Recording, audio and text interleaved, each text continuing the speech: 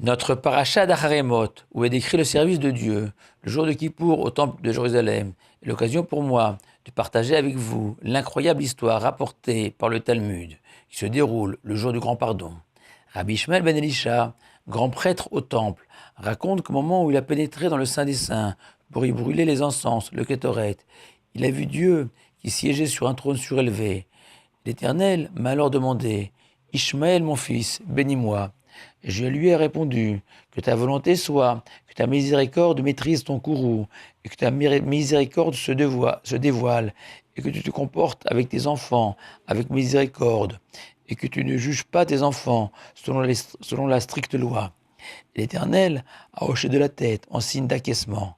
Et cette demande de bénédiction de l'Éternel paraît singulière, étant entendu que l'Éternel possède tout et n'a pas besoin de la bonté humaine. Et le Rajba soulève la même question au sujet du Birkat Hamazon, la prière après le repas, où la Torah ordonne: tu mangeras, tu seras rassasié, et tu béniras Dieu. Et le Rajba répond que la bénédiction est synonyme d'abondance, de générosité, comme nous le voyons dans la Torah. Et Dieu bénira ton pain, qui exprime l'idée que ton pain soit abondant, gros. Dans le Birkat Hamazon, nous prions donc l'Éternel que de la même manière il nous a accordé ce repas, qu'il nous comble toujours avec miséricorde. Dès lors, c'est le sens de la demande de Dieu à Rabbi Ishmael ben Elisha, au moment le plus sacré de Kippour, jour de jugement. Prie pour que je sois sans cesse, dit Dieu, dans l'envie de donner avec générosité tout au long de l'année. Et Rabbi Chaim de Vologine on déduit une explication reprise par le Mishnah Brura. Chaque fois que nous prononçons le mot Baruch, nous devons avoir cette intention de se souhaiter que Dieu soit toujours dans cet esprit de largesse infinie.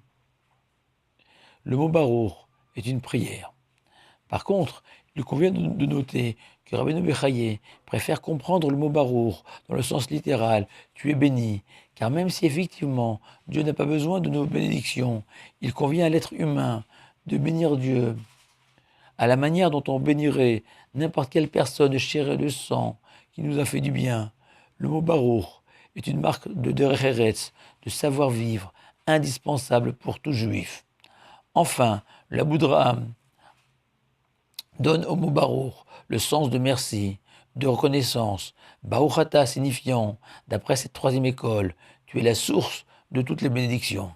Mais revenons à la demande de bénédiction de l'Éternel de la bouche de Rabbi Ishmael, en compagnie de Rabbi Israël de Tchortkov, qui rappelle que dans ce couple, où Dieu est l'Éternel donneur et Israël toujours le receveur, il est nécessaire que le donneur ressente du plaisir à donner sans cesse, surtout lorsqu'il n'est redevable de rien au receveur. Et c'est le sens profond de la demande de Dieu à Rabbi Ishmael, que le bonheur de donner soit toujours présent.